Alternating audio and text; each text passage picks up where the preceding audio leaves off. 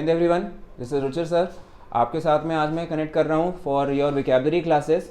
ये एक सीरीज़ हमने यहाँ पे प्लान करी है आप लोगों के लिए। डायरेक्टर सर के हमारे पास इंस्ट्रक्शंस थे कि हमारे पास स्टूडेंट्स को विकैब में अगर प्रॉब्लम फेस होती है तो उसको उनको हेल्प करना है। सो जो स्टूडेंट्स हमारे साथ ऑफलाइन क्लासेस में कनेक्ट हो चुके हैं ऑलरेडी इन क्लासरूम्स, आपको भी ये क्लास वर्क बहुत हेल्प करेगा।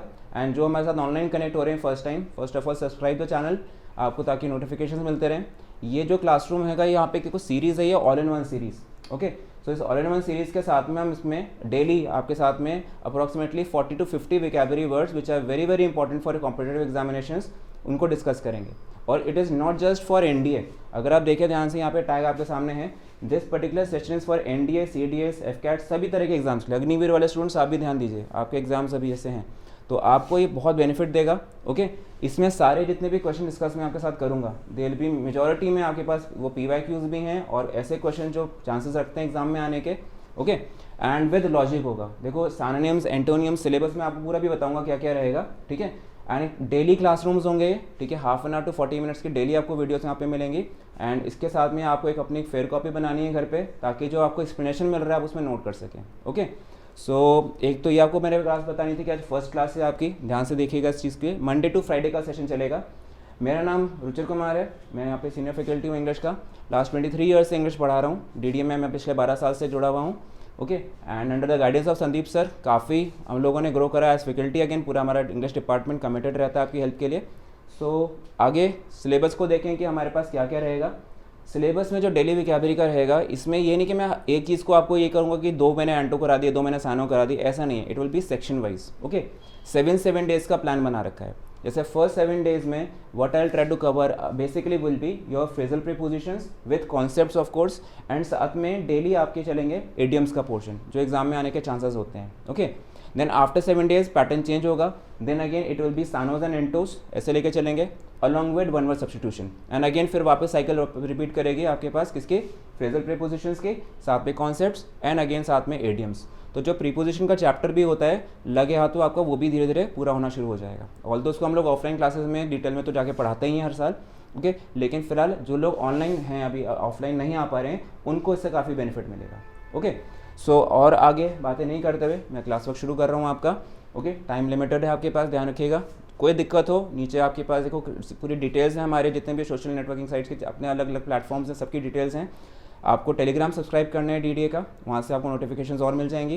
Plus if you have any doubts regarding answers and all the question basically, तो आप क्या करोगे, सीधा सीधा टेलीग्राम ग्रुप पे पोस्ट करना, अपने जो भी रिक्वायरमेंट होगी आपको उसका रिप्लाई मिल जाएगा। ओके, नीचे कमेंट बॉक्स में आप डाल सकते हो, जो भी आपको डाउट्स होंगे उसको मैं आपको फिर आंसर करूँगा। Okay, so let's begin this series. And now सबसे पहला हिस्सा आता है आपके पास फ्रेजल प्रीपोजिशंस। मैंने कहा था ना कॉन्सेप्ट से कराऊंगा। ठीक है, तो आपके पास जो पहला आपके पास यूज़ आता है कि यूज़ ऑफ वेरियस प्रीपोजिशंस। एक डाइड वर्ड के साथ बड़ा कॉन्सेप्ट चलता है हमारे पास एग्जाम्स में कि ये डाइड वर्ड अगर आ जाए तो हमारे पास कौन सा गिवन सेट ऑफ प्रीपोजिशंस लगना चाहिए। ठीक है, फिक्स प्रीपोजिशन बोल लो आप इसको, या इसको आपको कहना है कि भाई फिक्स ना बोल करके कुछ लोग उसको अलग अलग नाम से बोलते हैं कि फ्रेजल प्रीपोजिशंस हैं। ठीक है, तो इस one of the same story, कोई फ़र्क नहीं है इसके अंदर। तो बस ये ध्यान रखना कि डाइड के साथ में एक पोर्शन आता है आपके पास रीज़न। यहाँ मैंने क्या करा है, मैंने रीज़न ऑफ डेथ लिख दिया है। अगर मृत्यु का कारण अगर रीज़न ऑफ डेथ गिवन में से होता है तो सेट ऑफ गिवन प्रीपोजिशन आपको यूज़ करना है। जैसे कि अगर किसी के डेथ का कारण इलनेस या बीमारी, जिसको हम लोग बोलते हैं डिजीज़, वो हो तो आपको क्या लगाना है, died of. Similarly hunger, starvation, grief, grief होता है दुख, हंगर होता है भूखमरी जिससे कहते हैं खाना ना मिलना पूरी तरह से। देन शेम, शर्म की वजह से। देन थर्स्ट, प्यास की वजह से। सपोज रेगिस्तान में रास्ता भूल गया and the person died, blank लगाएगा फिर वो थर्स्ट, तो आपको क्या लगाना है, डाइड ऑफ थर्स्ट। ठीक है, इसी तरह से और एप्लीकेशंस आ जाती हैं। जैसे कि अगर मैं बोलता हूँ वूंड या इंजरी, किसी को चोट लगी अगर मान लो, ठीक है, तो उसके कारण किसी की मृत्यु हो गई। ठीक है, तो उसके लिए आपको लगाना है यूज़ ऑफ फ्रॉम, ये ध्यान रखना है। Then again over eating, over drinking, मतलब किसी भी चीज़ की अति के कारण। ठीक है, अगर मान लो किसी चीज़ की एक्सेस हो जाती है, अति हो जाती है और रीज़न ऑफ डेथ वो बन जाता है, तो आपको उसके साथ में जो set of given fix preposition होगा वो रहेगा डाइड के साथ में फ्रॉम का इस्तेमाल। देन जो बहुत इंपॉर्टेंट है, अभी आजकल के कुछ पेपर्स में भी आपको दिखा है, दैट इज सुसाइड। सुसाइड या वॉयलेंस में अगर किसी की डेथ होती है या उससे उसकी डेथ होती है तो लगता है डाइड बाय का इस्तेमाल। ये हाथों हाथ आप नोट करेंगे इस चीज़ का। ठीक है, देन नेग्लिजेंस होता है लापरवाही, लापरवाही के कारण किसी की डेथ हो जाना, या निगलेक्ट, अनदेखा करना। ठीक है, जैसे होता है ना कि कई बार हम लोग पेट्स ले आते हैं, अब पेट्स को ला करके उन्होंने बाहर बांध दिया गेट से, ओके। अब वो बेचारा पेट जो है निगलेक्ट के कारण, अनदेखी के कारण उसकी डेथ हो जाती है, शॉक लगता है उसको, ठीक है। तो इसमें भी क्या लगता है कि हिज पेट डाइड डैश निगलेक्ट, ठीक है, the pet died dash neglect of the master. तो इसके अंदर आपको जो ब्लैंक पूरा करना पड़ेगा वो लगेगा आपके पास यूज़ ऑफ थ्रू के साथ में, ठीक है। तो गिवन फिर से कहूँगा, हिंट्स हैं, हिंट्स को आप याद करो, साथ में उसके गिवन सेट ऑफ प्रीपोजिशन है, आपका फिक्स प्रीपोजिशन तैयार हो जाएगा डाइड के साथ में, ओके। देन अगेन किसी ने अपने कंट्री के लिए, सोल्जर्स हमारे हैं, ठीक है, they die for the country, किसी ने विश्वास के लिए अपने प्राण दे दिए, तो people die for the belief. किसी व्यक्ति के लिए हमने अगर किसी चीज़ के लिए अगर प्राण दे दिए तो उसके लिए भी क्या लगता है, डाइड फॉर समवन या died for something, okay. Then बहुत इंपॉर्टेंट आता है एक्सीडेंट का फंडा, ओके। अ पर्सन जिसकी मृत्यु हो गई, चलो हेड इंजरी की वजह से मृत्यु हुई लेकिन एक्सीडेंट में हुई, तो दो सेट ऑफ प्रीपोजिशंस काम करेंगे। क्या लिखा जाएगा कि द पर्सन डाइड किससे, from a head injury in the accident. कैसे लगाया मैंने यहाँ पे इंजरी और वूंड की बात करी, जब इंजरी और वूंड की बात करूंगा तो सेंटेंस के अंदर क्या लगना चाहिए था, देखो यहाँ पे आपके पास वूंड या इंजरी के साथ में यूज ऑफ फ्रॉम, लेकिन मारा फिर से क्या गया, किसके अंदर, एक्सीडेंट में मारा गया, तो उसमें क्या यूज हो रहा है, देखो सेंटेंस के अंदर इन दी एक्सीडेंट, मतलब क्या लिखा उसके अंदर, ही डाइड, ठीक है, ब्लैंक हेड इंजरी, ठीक है। उसके बाद लिखा है डैश दी एक्सीडेंट। अलग या तो एग्जाम्पल और पूरा कर लेते हैं, डैश हिज फैमिली। ऐसी आपने प्रैक्टिस करनी है स्मार्ट वर्क करके थोड़ा सा, ठीक है। गिवन एक एग्जांपल बनाओ, उसमें ब्लैंक्स लगाओ और अप्रोप्रिएट हेडिंग से प्रीपोजिशन को याद करो। देखो सबसे पहली बात हेड इंजरी है, तो मुझे पता है हेड इंजरी के साथ में लगता है डाइड फ्रॉम। अब पेपर में हो सकता है स्पॉटिंग एरर्स डाल दें, उसमें ऑफ लगा दें, तो be careful, okay. Then accident के लगता है इन। अब सोचो यार परिवार के लिए मर गया होगा या परिवार के साथ मर गया होगा, तो परिवार के साथ उसकी डेथ हो गई, तो नीचे आप देखते हैं यहाँ पे विद का इस्तेमाल दिया हुआ है। अब यहाँ पे लिखा मैंने समवन, किसी व्यक्ति के साथ किसी की मृत्यु हो गई, तो क्या लगा जाएगा उसके लिए, वहाँ पे फिर ये मत लगाना फॉर समवन, ये ध्यान रखना, वहाँ पे क्या लगेगा विद हिज फैमिली, ठीक है। ऐसे करके आपको एग्जाम्पल्स बनाने।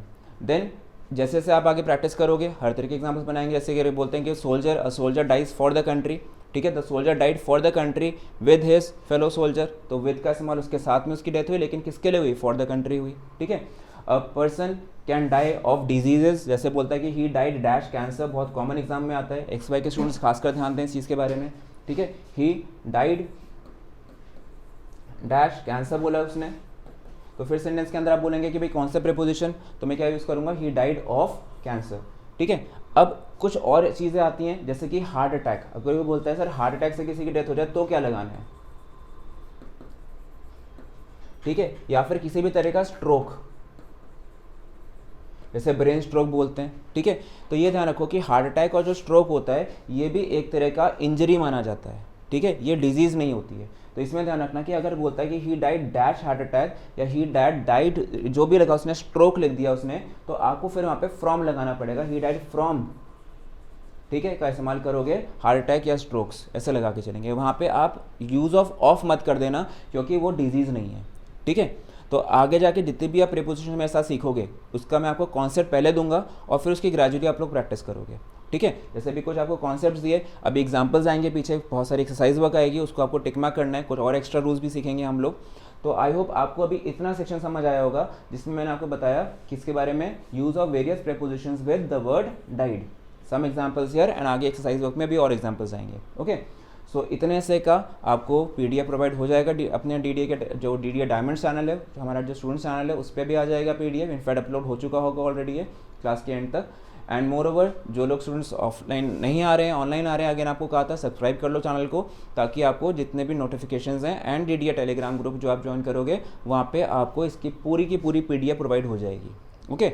सो चलो फिर आगे देखते हैं। फेयर कॉपी में इसको जरूर डालना है, बाद में लिख करके प्रैक्टिस करने से हमेशा याद रहता है। ओरल याद रखोगे कुछ दिन याद रहेगा फिर आप भूल जाओगे, ठीक है। So try to keep it in mind जब तक आपको रिक्वायर्ड एग्जाम का जब तक नहीं हो जाता है, ओके।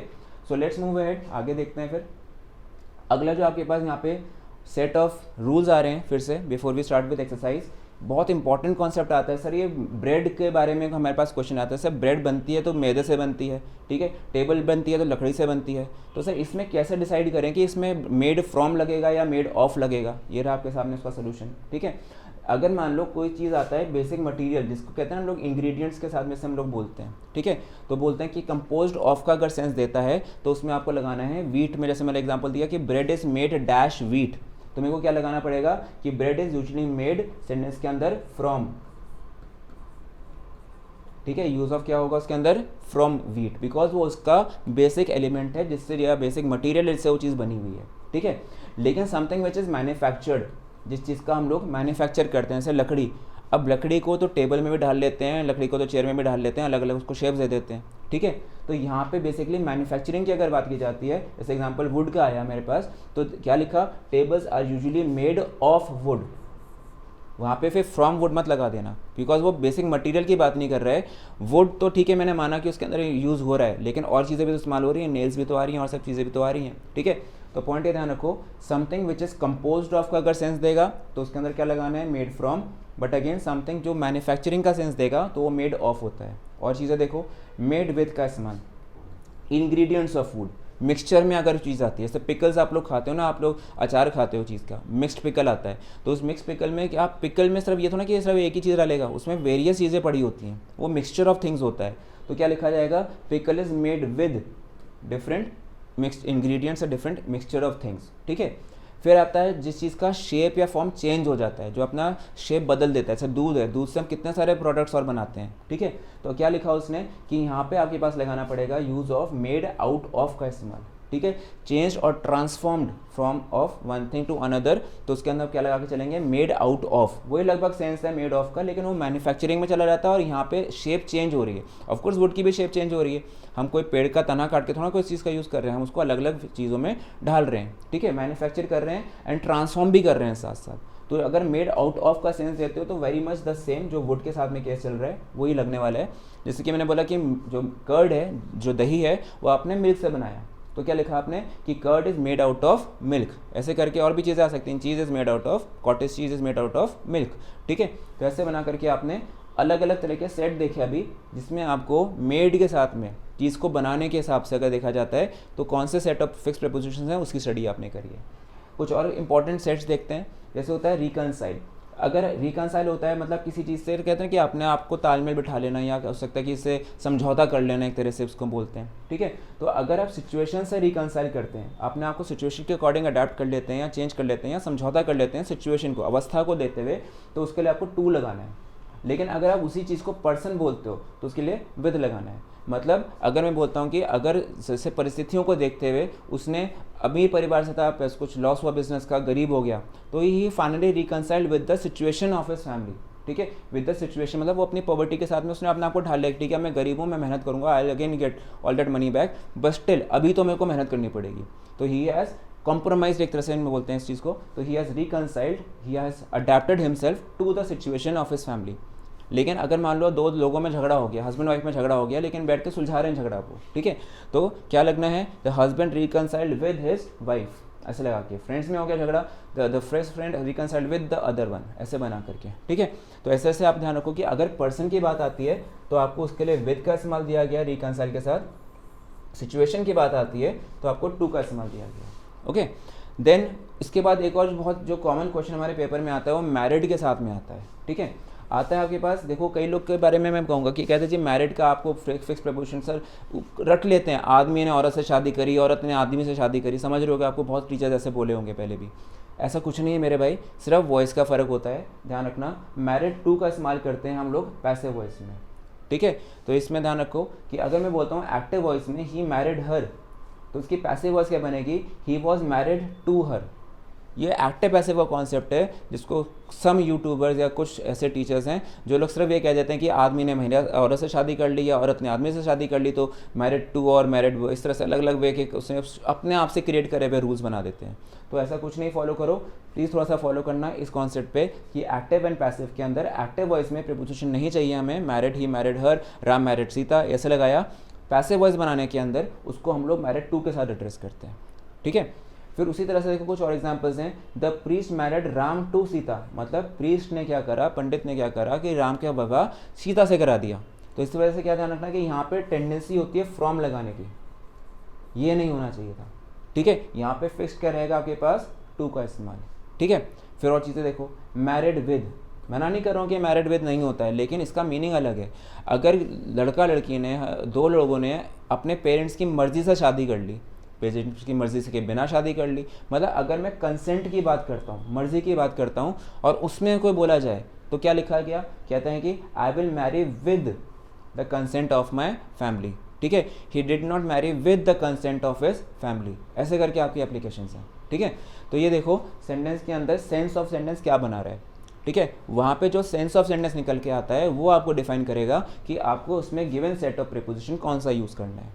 फाइन, आगे देखिए, श्योर के साथ में श्योर ऑफ होता है स्पेसिफिक चीज़ों के लिए, श्योर अबाउट होता है जनरल चीज़ों के लिए, ऐसे बोलते हैं, कहते हैं sir he is sure of. एक और ध्यान रखना, कहते हैं कि सेंटेंस के अंदर he is sure of success, ठीक है, और श्योर अबाउट समथिंग ऐसे भी बोलते हैं। तो श्योर ऑफ हो जाता है पर्टिकुलर का सेंस अगर दे देता है, स्पेसिफिक का सेंस दे देता है तो श्योर ऑफ लगता है। लेकिन जब हम जनरल की बातें करते हैं, जैसे अगर बोलते हैं भाई आज बारिश पड़ेगी, आई एम श्योर ऑफ या श्योर अबाउट, तो मैं क्या बोलूँगा सेंटेंस के अंदर श्योर अबाउट, ठीक है, इन दैट वे।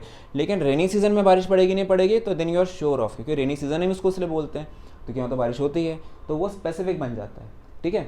उसके बाद देखो फिर एंग्री वाला कॉन्सेप्ट बहुत आता है। एंग्री विद के साथ में आता है हमेशा पर्सन की बात, मतलब ही was angry with his student, ठीक है, ऐसे लगाया तो इसके अंदर विद लगना है। लेकिन अगर किसी के व्यवहार से, किसी के बिहेवियर की बात करते हो, या किसी चीज़ की अगर आप बात करते हो थिंग्स को लेकर के, तो आपको क्या लगा के चलना पड़ता है उसके लिए, एंग्री के साथ में यूज़ ऑफ एट, ठीक है। ऐसा आप एग्जाम्पल लगा लो, मेरा एग्जाम्पल ले लो, टेक्नोलॉजी और मेरा 36 का आंकड़ा है भाई। जब भी मैं कोई काम करने बैठूँ लैपटॉप पे, मेरा लैपटॉप को बंद ही होना है या बिजली ने जाना ही है, पावर कट होना ही है, ठीक है, कुछ हो जाता है कभी कभी।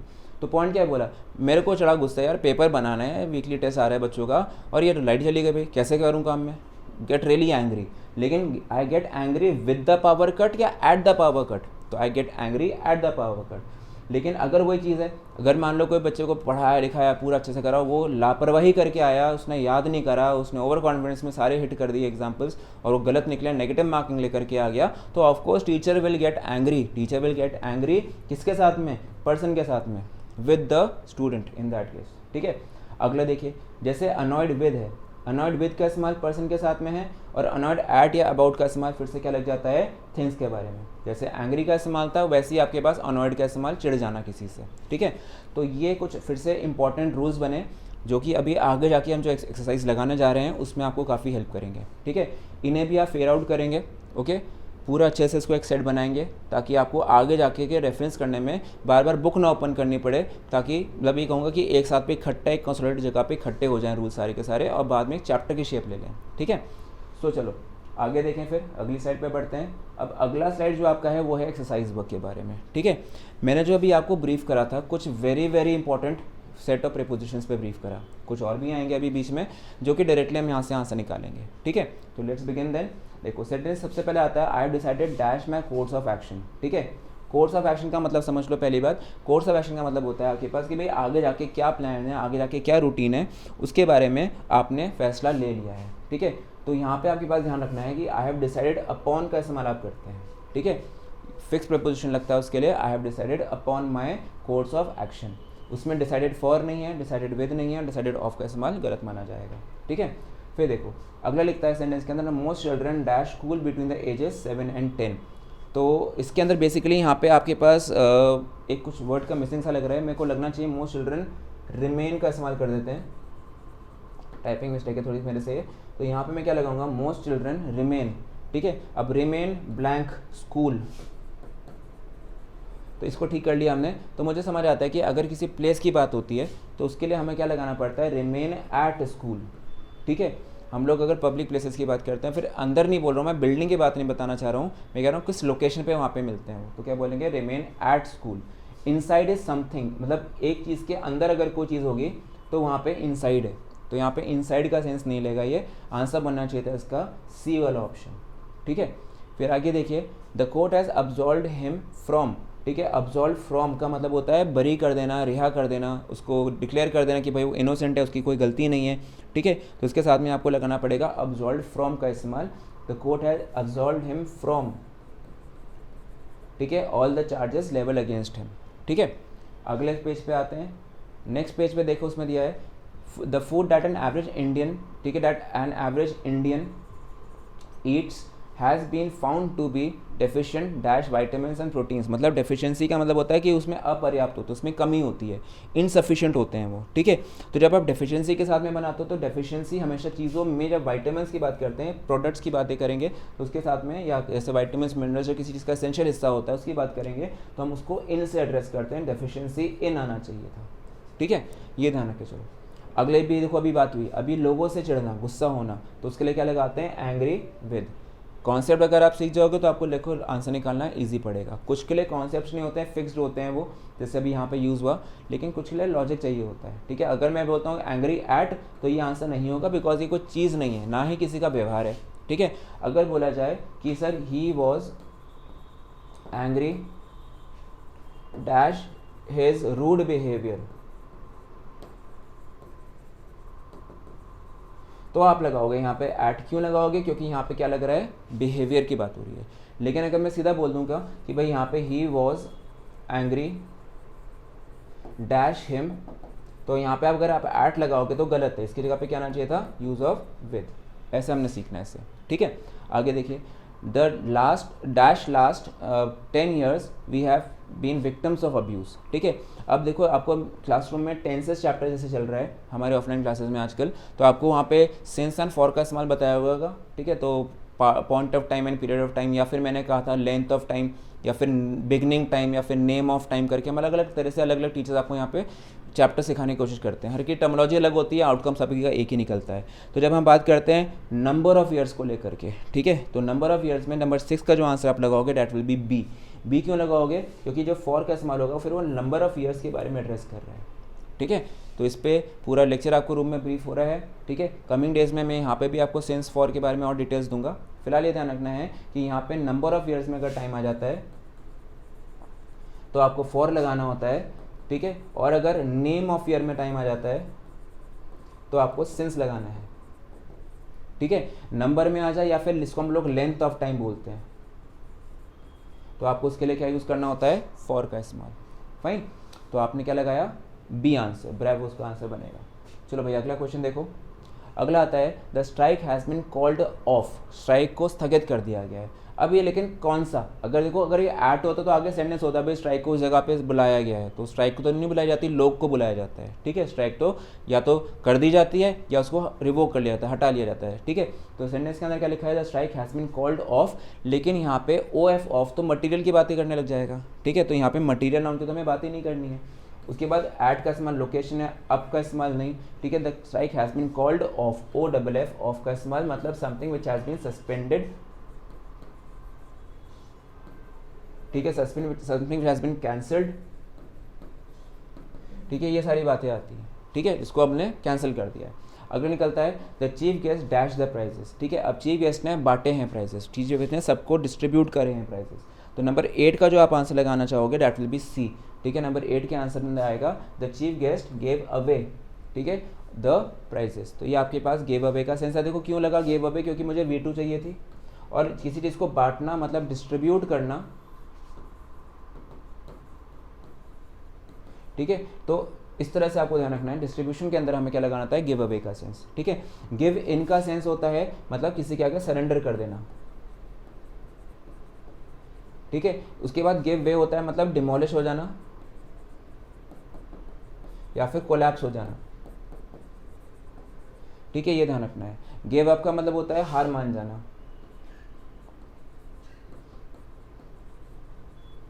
देखो हर एक का इंडिविजुअल मीनिंग भी आएगा। तो चीफ गेस्ट ने क्या किया होगा, बांटे होंगे, डिस्ट्रीब्यूट करे होंगे ना प्राइजेस को। अगला देखिए, his father died dash cancer, आ गया एग्जाम्पल कैंसर का, डिजीज आ गई, क्या लगाना है, ऑफ लगाना है, his father died of cancer.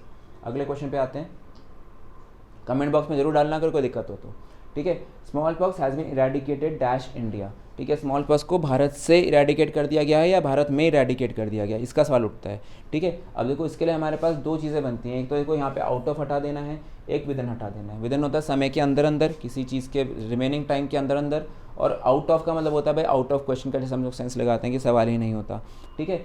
अब बचता है हमारे पास फ्रॉम इंडिया या इन इंडिया। अब इरेडिकेट के साथ में जब आप जाते हो तो इरेडिकेट के साथ में आपको बी ब्रेवो आंसर लगाना पड़ेगा, फ्रॉम का इस्तेमाल, फिक्स प्रीपोजिशन लगता है फ्रॉम, क्योंकि भारत से हटा दिया गया कहा है, हमारे पास सेंस निकल रहा है भारत में नहीं हटा दिया गया है, भारत से रिमूव कर दिया उसको, रिमूव फ्रॉम समथिंग हो गया, ठीक है।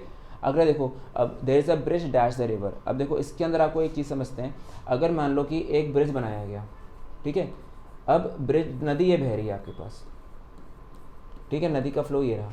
अब आपका जो ब्रिज होगा वो एक उसका पिलर यहाँ पे इधर होगा, नदी के ऊपर तो नहीं होगा, तो लैंड पे होगा, एक हिस्सा यहाँ पे होगा लैंड पे, ठीक है। अब ये जो दो पिलर्स हैं ये तो लैंड पे हैं, मतलब समथिंग जो स्ट्रेच करता है from one end to another, मतलब वो इस छोर से दूसरे छोर की बात करेगा, एक ये हुआ। और एक हिस्सा वो हुआ जो सिर्फ नदी के ऊपर है, ये वाला हिस्सा, ठीक है, ये सिर्फ नदी के ऊपर है। तो अब आपको ध्यान रखना है, यहाँ पे दो चीज़ें चाहिए थी हमारे पास, जो दो इशू थे। देखो on the river, there is a bridge on the river, एक इसमें ऑप्शन दिया जो हो सकता था रिमोट केसेस में, लेकिन इसमें हमारे पास ऑल्टरनेट्स और बेटर वाले हैं, ठीक है।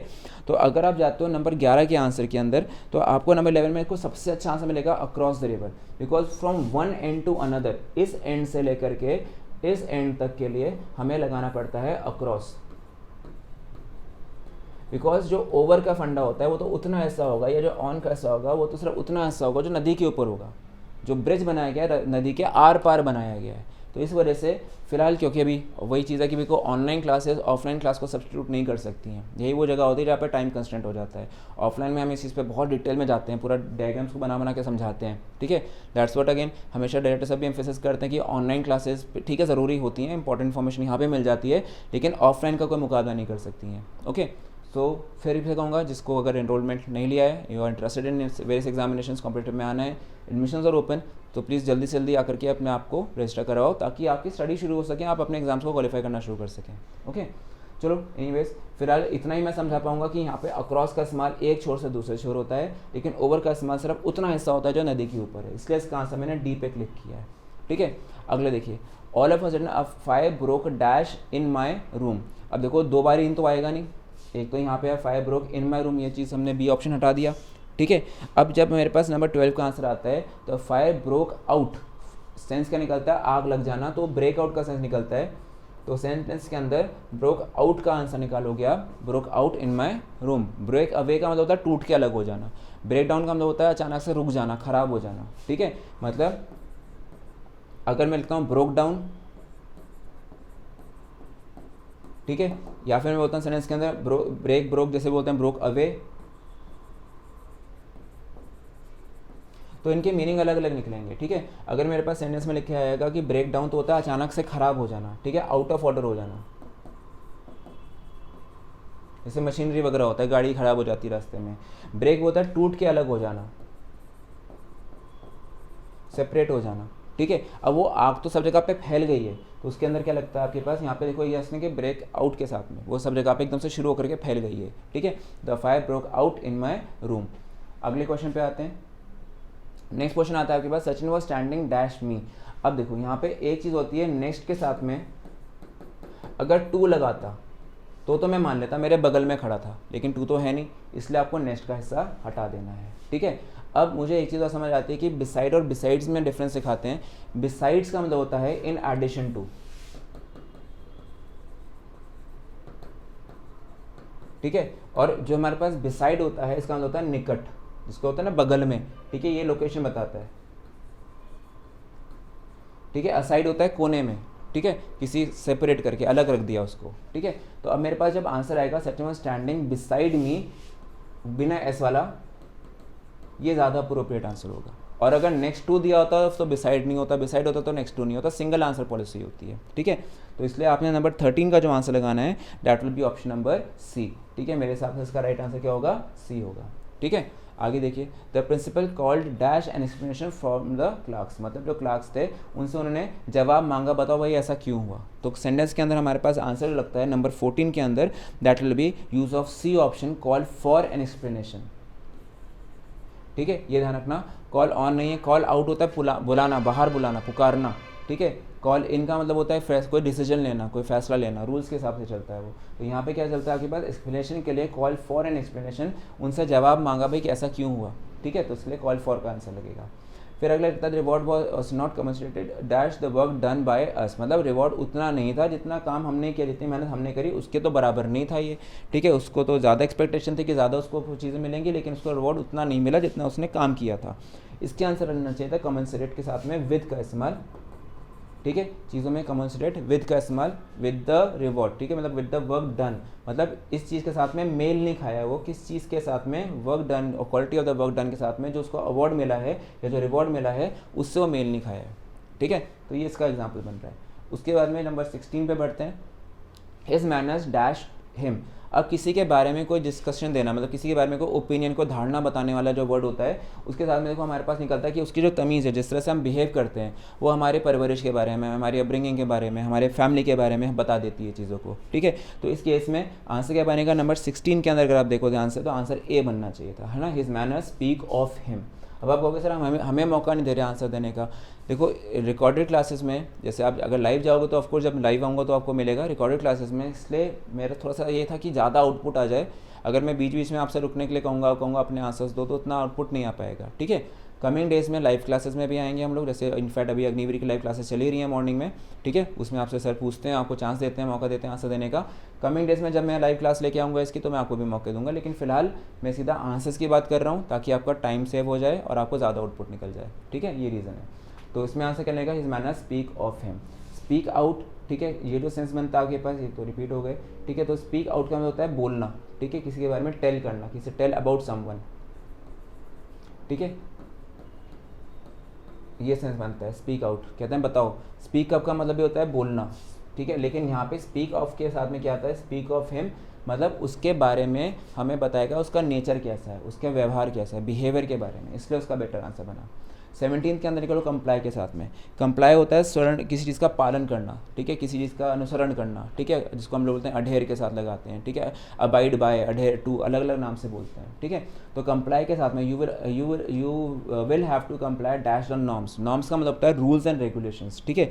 तो नंबर 17 की जब बात आती है तो उसके अंदर ऑप्शन के अंदर आप बी का आंसर लगाओगे, कंप्लाई विद का आंसर आता है, ये आपको स्टूडेंट्स ध्यान रखना था। अगले पे आइए।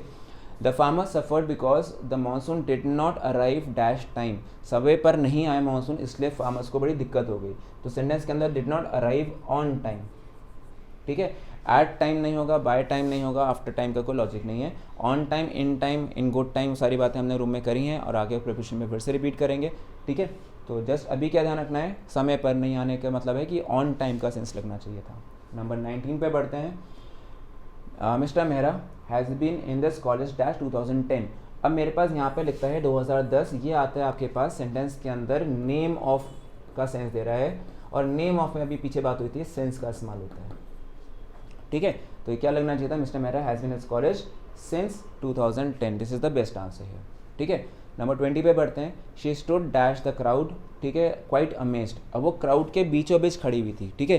तो जब क्राउड के बीचों बीच की सेंस निकलती है तो या तो उसके अंदर हमारे पास अमंग या अमंग्स का सेंस में निकल सकता था, ठीक है। स्टूड इन का भी सेंस हमारे पास आता है वैसे सेंटेंस के अंदर, लेकिन इसमें देखो बेस्ट आंसर क्या लिखना चाहिए, she stood in the crowd, भीड़ में खड़ी थी वो, भीड़ के बीचों बीच तो नहीं खड़ी थी, कहीं ऐसा हिंट तो नहीं आ रहा है कि वो सेंटर पॉइंट लेके कहीं पे जाके खड़ी थी, ठीक है। तो इसलिए यहाँ पे ध्यान रखो, she stood in the crowd is the best answer. Among नहीं होगा, अमंग का हिस्सा होता है कि दो से ज़्यादा होता है, आई एग्री, के बीच में, लेकिन अमंग अकम्पनी करना बताता है, और यहाँ पे एक तरह का उसकी पोजीशन बताई जा रही है कि वो खड़ा हुआ है, तो इंसान खड़ा हुआ तो स्टैंड अमंग नहीं होता है, स्टैंड इन होता है, ठीक है, ये ध्यान रखो। इनटू मतलब सरफेस चेंज होने के लिए होता है, इसलिए वो ऑप्शन नहीं है, okay. With in usually time वगैरह बताने की बात करता है या एक दायरे में सीमित की बात करता है तो वो विद इन की बात होती है। फिर अगले देखिए, बहुत इंपॉर्टेंट क्वेश्चन था, their flat is dash the second floor of the building. अब जब हम बात करते हैं फ्लोर्स को लेकर के, ठीक है, 21st एग्जाम्पल को अगर आप देखो ध्यान से, इसके आंसर बनेगा on, the flat is on the second floor, वो किसी सरफेस के ऊपर है। ये आपके पास ग्राउंड फ्लोर आया, उसके बाद ये आपका फर्स्ट फ्लोर आया, फिर आपके पास ये फ्लोर आया, ये तो एक थिंग एट रेस्ट है, ये सरफेस की बात चल रही है। जब थिंग्स एट रेस्ट या सरफेस की बात आती है उसके लिए हम क्या लगाते हैं, ऑन की बात करते हैं, it is on the second floor, okay. आगे बढ़ते हैं। नेक्स्ट निकलता है, please make your self dash home. ये एक फिक्स प्रेपोजिशन भी है और साथ में एक इडियम भी है, एक मुहावरा भी है, ठीक है। मतलब अपने आप को कंफर्टेबल बनाइए, जैसे किसी घर पे जाते हैं ना, कहते हैं भाई आप कंफर्टेबली बैठिए, जस्ट अपने घर की तरह समझिए। तो please make your self feel at home जैसे हम लोग बोलते हैं, उसी तरह से क्या लगाना है 22 के अंदर, ऑप्शन नंबर बी का इस्तेमाल, please make your self at home का ऑप्शन लगेगा। आगे पे आइए, सेंटेंस के अंदर the brave youth immediately jumped, अब जंप करेगा तो भाई वो इनटू करेगा द रिवर, बिकॉज वो सरफेस चेंज होगी, वो यहाँ पे खड़ा हुआ था, यहाँ से कूदा वो उसमें, तो जंप्ड इनटू में चेंज ऑफ सरफेस आता है, ठीक है। और जब चेंज ऑफ सरफेस आता है तो उसके लिए हम लोग क्या लगाते हैं, यूज ऑफ इनटू, ये आपको ध्यान रखना है। आगे देखें, आंसर के अंदर क्या लगाया फिर इसका मैंने 23 का ब्रेवो वाला ऑप्शन, ठीक है, बी ऑप्शन लगाएगा। फिर अगले देखो, the train is arriving dash platform number, ठीक है, 5 बना देते हैं ऐसे, डैश प्लेटफॉर्म नंबर 5। अब ट्रेन जब प्लेटफॉर्म पे आती है तो अराइव एट करती है, ठीक है, train arrives at the platform, ये ध्यान रखोगे आप, ठीक है। कई बार आपको प्रीवियस क्लासेस में भी, रिकॉर्डेड क्लासेस में भी, ऑफलाइन में भी बहुत कॉमन क्वेश्चन ये आपके पास मिला है, इसके जैसा कुछ मिलता जुलता क्वेश्चन इस बार हमारे पेपर्स में भी था, ठीक है। तो आपको थोड़ा सा ध्यान रखना है, the train is arriving at the platform, ठीक है, ये ध्यान रखना, प्लेटफॉर्म के साथ में नंबर 5 जो भी आपको लगाए, प्लेटफॉर्म वर्ड के साथ में हमेशा एट का इस्तेमाल करना है, ठीक है। उसके साथ में कहते हैं कि प्लेस की बात चल रही है हमारे पास, तो train is arriving at platform number 5, this was the answer of question number 24। अब आते हैं अगले क्वेश्चन नंबर 25 पे, the boy swum right dash the river, अब वो क्या किया होगा, उसने नदी बह रही है, ठीक है, अब नदी बहने के समय ये लड़का इस छोर से इस छोर तक अपना तैर करके गया होगा, वही आता ना कि from point A to point B, one end to other, ठीक है। तो एक छोर से दूसरे छोर के लिए आप फिर समझ जाओगे कि यहाँ पे यूज़ क्या होगा, यूज़ ऑफ अक्रॉस होना चाहिए था, तो boy swum right across the river, ठीक है। देन आगे देखिए, they live dash the 5th floor, ठीक है, they live on the 5th floor, एक बारी एक जैसा क्वेश्चन आ जाता है तो बाकी क्वेश्चन अपना आप ईजी पढ़ते हैं, ओके। तो हैबिट आ जाएगी जब आपकी प्रैक्टिस करने की, आज देखो फर्स्ट लेक्चर है, फर्स्ट क्लास है, ग्रेजुअली करके आप ये और क्लासेस मिलेंगी तो बहुत सारे ऐसे प्रीपोजिशंस होंगे फिक्स्ड वाले जो बार बार आ रहे होंगे, रिपीट हो रहे होंगे अलग अलग वेज में, लेकिन तब आपका कमांड बनता जाएगा। जैसे इससे पीछे हमने एक ऐसा क्वेश्चन किया, अक्रॉस का भी हमारे पास एक वर्जन आया था, ठीक है, तो you will get familiar and आगे आके ईजी हो जाएगा काम आपके लिए। चलो अब नंबर 27 पे बढ़ते हैं। फिर नंबर 27 के अंदर ऑप्शन जो आपको लगना चाहिए था, आई थिंक मेरे साथ बी आना चाहिए था, लेट अस सिट डाउन, ठीक है, let us sit down in the shade, ठीक है, ऑफ द ट्री। अब बच्चा कहेगा सर अंडर लगना चाहिए, मैं कहा नहीं अंडर नहीं, बीनीथ सर, बीनीथ बीनीथ नहीं, अंडर बीनीथ तो एक ही होता है, मैंने कहा नो, वाई, बिकॉज अगर मान लो ये एक पेड़ है और पेड़ के ठीक नीचे यहाँ लड़का बैठा हुआ है तो ये अंडर है या बीनीथ है, ठीक है, उसमें कोई दिक्कत नहीं है। लेकिन अगर मान लो पेड़ की एक छाँव पड़ रही है, इसका क्या पड़ रहा है, शेड पड़ रहा है, ठीक है, तो जब शेड की बात करते हैं हम लोग तो उस शेड के साथ में हमारे पास यूज़ होता है इन का इस्तेमाल, ठीक है, यूज़ होगा आपके पास शेड के साथ में क्या, इन का इस्तेमाल, छाँव में बैठते हैं बेटा हम लोग, ठीक है, तो it is we sit in the shade of the tree, इसलिए आंसर क्या लगाया है, बी वाला, बहुत इंपॉर्टेंट क्वेश्चन था ये। नंबर 28 पे बढ़ते हैं, my father lives dash Kondapur a small village dash Andhra Pradesh. तो हमें ये पता है जो बिग प्लेसेस होती हैं और स्मॉल प्लेसेस होती हैं, तो बिग प्लेसेस के लिए हमें लगाना होता है इन, और जो स्मॉल प्लेसेस होती हैं इसके लिए हम लोग लगाते हैं हम लोग यूज़ ऑफ एट का इस्तेमाल, ठीक है। तो नंबर 28 के साथ में अगर आप पेयरिंग देखो, ऑप्शन में दिया है एट और एट, एक दिया इन एंड एट, एक दिया इन एंड इन, एक दिया इसने एट और इन, तो इसने पहली छोटी जगह बोली और अगली बड़ी जगह बोली है, तो इसके आंसर में आप क्या लगाओगे, option D, at Kondapur a small village in Andhra Pradesh, ठीक है, एट का इस्तेमाल और फिर यहाँ पे इन का इस्तेमाल, ये रहा आपके पास, ठीक है। He drove from Maharashtra dash Karnataka without stopping to rest, बिना रुके वो एक स्टेट से दूसरे स्टेट आपको गाड़ी चला करके लेकर के गया, ठीक है। तो 29 का आंसर बनना चाहिए था कि ही ड्रोव फ्रॉम के बाद में हमेशा क्या लगता है, टू लगता है, ठीक है, फ्रॉम के साथ में क्या लगता है, टू। अगर जैसे हम लोग सीखते हैं कि बिटवीन के साथ में हम लोग एंड लगाते हैं, वैसे हम लोग फ्रॉम के साथ में यूज़ करते हैं साथ में टू का पेयरिंग करके, ठीक है। तो ये आपने कंजंक्शन चैप्टर में भी आगे स्टडी करना है, प्रीपोजिशन में भी स्टडी करना है, और यहाँ पे देखो फिक्स्ड में भी आया, तो इसलिए आंसर क्या लगेगा आपके पास, टू। अब टूवर्ड्स क्यों नहीं, टूवर्ड्स होता है किसी डायरेक्शन में यात्रा करना, ठीक है, लेकिन यहाँ आता है कि विदाउट स्टॉपिंग टू रेस्ट, मतलब यहाँ पे टूवर्ड्स महाराष्ट्र, अगर इसमें फ्रॉम का पेयरिंग दे रहा है, फ्रॉम के साथ में टूवर्ड्स नहीं लगना चाहिए था, टू लगना चाहिए था, बस वो एक अगला रीज़न है टू लगाने का। आगे देखिए, can you tell me the difference, difference हमेशा ध्यान रखो बिटवीन वर्ड के साथ एड्रेस होता है, डिफरेंशिएट, डिफरेंस, डिस्टिंग्विश, इन सब वर्ड के साथ में हमें यूज़ करना पड़ता है बिटवीन का इस्तेमाल, बिटवीन द टू थिंग्स, वही चीज़ बनता है, दो चीज़ों के बीच में अंतर बताना, ठीक है, मार्जरीन और बटर के बीच में क्या अंतर होता है, तो ये आपको बताने के लिए क्या लगता है, बिटवीन, डिफरेंस बिटवीन, दो के बीच में। उसके बाद जी अगला क्वेश्चन आ जाते हैं 31, king George 5th accession to, अभी किंग चार्ल्स का चल रहा है ना कोरोनेशन, तो अभी वो चीज़ बनेगा, तो king George 5th accession to the throne, was celebrated with great pomp, मतलब बड़े उत्साह के साथ में, जोर के साथ में उसको सेलिब्रेट किया गया, मनाया गया। ठीक है, तो आंसर के अंदर आपको लगना चाहिए था असेशन के साथ में हमेशा क्या लगता है टू, मतलब होता है उसको वो एक थ्रोन मिलना, उस थ्रोन पे सवार होना है, उसको थ्रोन को ग्रहण करना, जो भी आप हिंदी लगाना चाहो। सो असेशन टू का साथ बनता है उसको वो थ्रोन, उसको सिंहासन मिल गया। ठीक है, उस सिंहासन पे वो बैठ गया, गद्दी उसको मिल गई वो। तो सेशन 31 के साथ जो आपने लगाया that is option number D. So ये तो ऑलवेज टेक प्राइड। ठीक है, अब देखो सेंटेंस के अंदर 32 का जो आंसर होना चाहिए था that would be option number D. क्यों बनता है? प्राइड इन, किसी चीज़ में गर्व करना, अभिमान करना, ये भी होता है, और किसी चीज़ के बारे में एरोगेंट होना, तो उसका ऑप्शन ये भी हो सकता था। लेकिन यहाँ पे Sunita always takes pride in her beauty, यहाँ पे प्राइड ऑन या प्राइड टू या जो ऑप्शन लगता है, अगर मैं इसको प्राइड के साथ में ऑफ भी बना दूँ तो प्राउड ऑफ का सेंस तो बन जाता, लेकिन प्राइड इन का हमेशा एक फिक्स सेट ऑफ प्रीपोजिशन रहता है, ये आपको ध्यान रखना है। अगले देखिए, असेशन आया, किंग अशोक का सक्सेशन, वो असेशन था, ये सक्सेशन है। ठीक है, डैश थ्रोन वॉज ब्लडी, मतलब किंग अशोका ने जब वो उसको सिंहासन मिला था तो काफ़ी ब्लड शेड हुआ था, खून खराब हुआ था, हम हिस्ट्री में पढ़ते हैं उस समय का। ठीक है, मॉडर्न एम्पायर वगैरह आपने पूरा पढ़ा होगा। तो उसमें आपको क्या मिलता है 33 के आंसर के अंदर, 33 में भी आपके पास जो ऑप्शन लगेगा ए लगेगा, असेशन टू द थ्रोन या सक्सेशन टू द थ्रोन। एक होता है वंशगत, एक होता है भाई उसने उसको प्राप्त करा, सीधा कॉन्कर करा, उससे कोई फर्क नहीं पड़ता, चाहे मैं असेशन बोलूँ चाहे मैं सक्सेशन बोलूँ, सेंटेंस के अंदर आपको टू का ही इस्तेमाल करना है। तो मतलब जो 31 का ऑप्शन था वो भी डी था, और जो 33 का आंसर है वो भी आपके पास डी ही आंसर बनेगा। ठीक है, चलिए अगले हिस्से पे आ जाते हैं। His grandmother took care, care के साथ में हमेशा क्या लगता है ऑफ का इस्तेमाल। ठीक है, took care of him every summer, किसी का ध्यान रखना तो किसी की फिक्र करना, तो टेक केयर ऑफ, यहाँ से ध्यान रखो उसको। ठीक है, ये चीज़ आती है टेक केयर ऑफ का सेंस।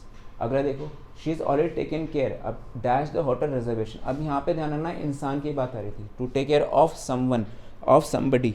ठीक है, जब हम किसी इंसान की बात करते हैं तो केयर ऑफ, जैसे 34 में आपने देखा मैंने बी आंसर टिक करा है। ठीक है, तो इसमें आता है पर्सन की अगर बात करूँगा मैं तो हम लोग लगाते हैं use of, take care of का इस्तेमाल।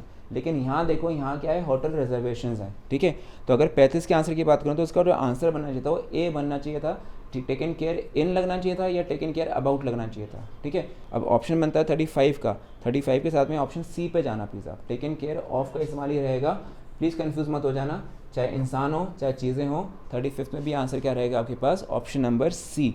35 का आंसर लगने वाला है सी वाला, टेकन केयर ऑफ भी हो चाहे चीज़ें हो। ठीक है, इसके साथ में आपको ऑफ का ही इस्तेमाल करना है।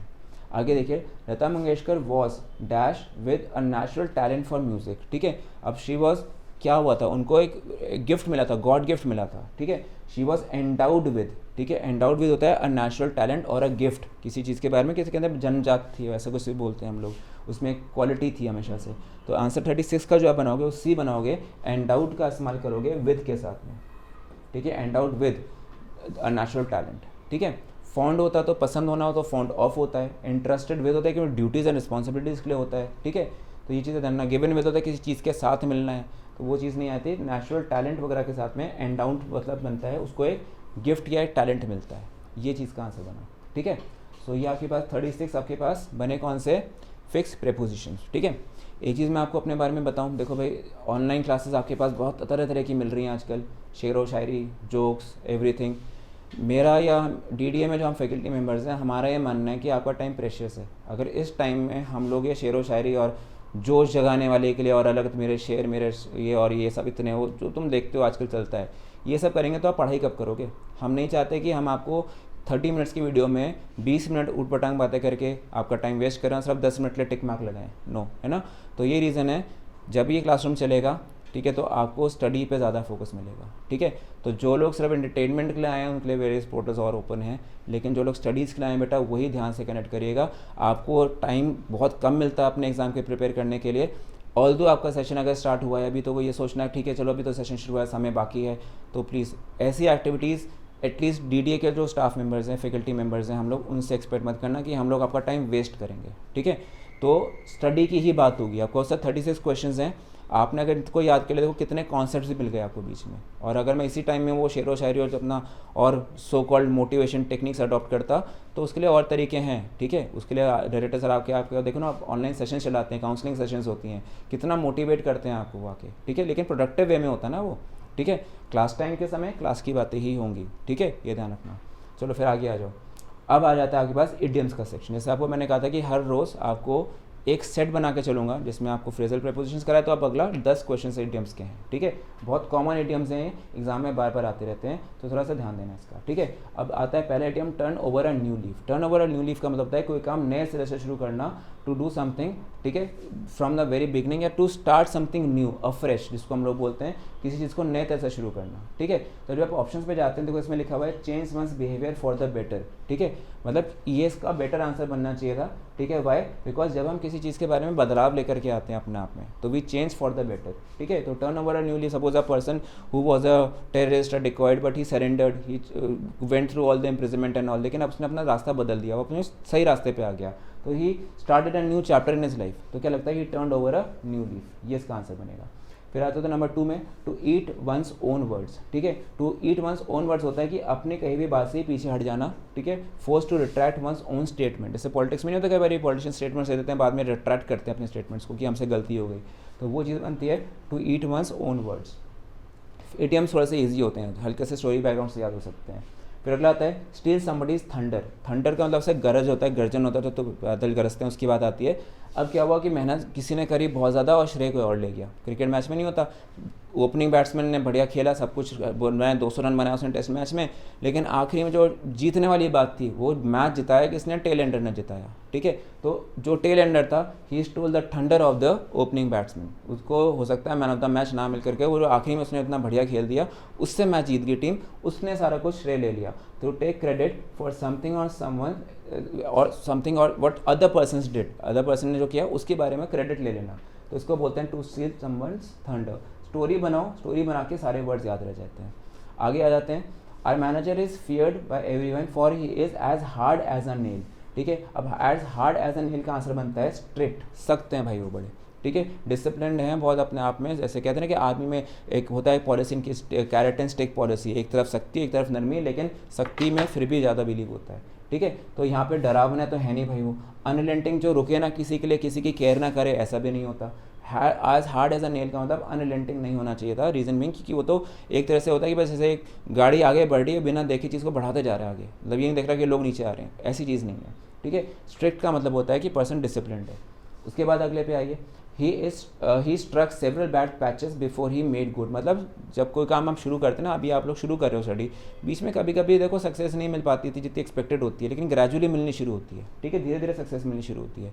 तो पहले हमारे पास बुरा होता है, इतने अच्छे काम नहीं कर पाते, ग्रेजुअली हम लोग अच्छा खेलते हैं। सचिन तेंदुलकर भी अपने पहले मैच में जल्दी आउट हो गया था 0 पे, बाद में उसने बना सचिन तेंदुलकर द ग्रेट, जो हम उसको जानते हैं, ठीक है। तो अब पॉइंट क्या बनता है, आंसर क्या बनना चाहिए था, he had many professional difficulties, इसका आंसर बनेगा नंबर 3, मतलब पर्सन को बहुत सारी दिक्कतें आती हैं बिगनिंग में, तो क्या बनता है several bad patches before made good, मतलब बिजनेस में होता है नुकसान उठाते हैं लोग पहले, फिर उसके बाद प्रॉफिट कमाना शुरू करते हैं, ठीक है। आगे आ जाइए, कट और सॉरी फिगर। कट और सॉरी फिगर बनता है मतलब एक बुरा इंप्रेशन देना, to give a poor impression, ये इसका आंसर बनेगा, ओके। देन आ जाइए अपने अगले क्वेश्चन पे, आज का लास्ट सेक्शन होगा ये, the trial made a mockery of justice. Mockery होता है मजाक बना देना, जस्टिस इंसाफ, ठीक है। तो अब देखो यहाँ पे क्या बनता है सेंटेंस के अंदर, there was no serious outcome, मतलब उस जो वहाँ पे जो केस चल रहा था उसका कोई एक्सपेक्टेड जो या एक सीरियस वे से रिजल्ट नहीं निकला, ठीक है। तो इसका आंसर बनेगा there was no serious outcome. अगले आइए, अंडर अ क्लाउड। ये एग्जाम में कई बार आ चुका है वर्ड, ठीक है, ध्यान से देखना। अंडर अ क्लाउड होता है संदेह में, ठीक है, या फिर होता है शर्म में, ये भी होता है। तो इसलिए इसका आंसर क्या बनता है, इन डिसग्रेस, ठीक है, चुपचाप से निकल गया, ठीक है, कहते हैं ना कि मुंह ढक के चुपचाप से कोने से निकल गया। तो क्या बनता है, he left the town in disgrace, या he left the town under a cloud, मतलब पीपल वर सस्पिशियस, भाई वेर इज ही, कहाँ गायब हो गया रातों रात है।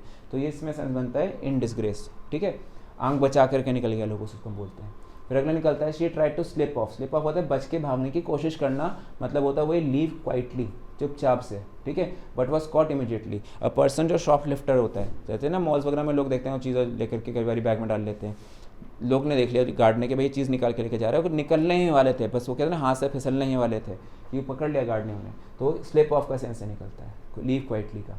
फिर अगला निकलता है कि the student wanted a holiday but the principal put his foot down, मतलब प्रिंसिपल सर ने कह दिया भाई पढ़ाई कर लो, अभी हॉलीडे कहाँ मांग रहे हो, ठीक है, उन्होंने अपना कह सकते हैं ऑथर जो अपने जो उनकी पोस्ट है, जो उनको एक राइट मिला हुआ है एज प्रिंसिपल किसी चीज़ को करने का या ना करने की परमिशन देने का, उसका यूज़ करा, तो क्या बनता है असर्टेड हिज अथॉरिटी। ठीक है, मतलब जब डिमोनेटाइजेशन हुआ था तो PM Modi asserted his authority on all the citizens, that is कि भाई वो करेंसी बंद हो गई, बहुत ज़्यादा मतलब उस समय प्रॉब्लम हो रही थी उस करेंसी की वजह से। तो क्या बनता है, he asserted his authority, he had to put his foot down. कभी कभी होता है कि आप जब पढ़ाई नहीं करते हैं क्लासरूम में तो हम टीचर्स नहीं आपको डांटते हैं कई बारी, है ना, क्यों, अच्छा थोड़ा लगता है डांटना, लेकिन सही रास्ते पे लाने के लिए थोड़ा सा कभी कभी कुछ लोगों को ठोक बजाना भी पड़ता है भाई, फिर तो है ना। तो वही चीज़ आती है कि we have to put down our feet some time. ठीक है, वहाँ पे ये चीज़ होती है कि हमारे को थोड़ा शक्ति दिखानी पड़ती है, तो इसलिए आंसर क्या बनता है, हमें फिर अपनी अथॉरिटी दिखानी पड़ती है। ठीक है, तो ये चीज़ आती है आपके पास नंबर 10 तक। ठीक है, सो आज पहला सेशन था आपका क्लास 1 का, यहाँ पे आज इसको एंड कर रहा हूँ मैं। ठीक है ना, जो अगला सेशन है आपका, ठीक है, अगला सेशन की फिर से आपको लगभग वही 40 मिनट्स, जैसे मैंने कहा था 40-45 मिनट्स की वीडियो आपको मिलेगी। ठीक है, कंटिन्यू उसमें भी करेंगे अपना फ्रेजल प्रीपोजिशंस। ये पूरा 7 लेक्चर्स जो है, ध्यान रखना, फिर से कहूँगा क्लास 1 to 7 जो रहेगी that is for phrasal prepositions, fix prepositions with logics and your idioms. और उसके बाद फिर वापस नेक्स्ट जो 7 क्लासेस होंगी दैट विल फॉर एंटोसाइनोनिम्स। ठीक है, जितना भी पोर्शन होगा एंटोसाइनो का और वन वर्ड का। ठीक है, तो ऐसे करके हम रोटेशन में चलते रहेंगे भाई पूरा। ठीक है, तो यहाँ पे आज मैं वाइंड अप कर रहा हूँ। This is your first class which is getting over now. Again कोई दिक्कत हो कमेंट बॉक्स में डालना। This is Ruchir sir, thank you so much. Kindly subscribe D-Day YouTube channel and don't forget to press bell icon.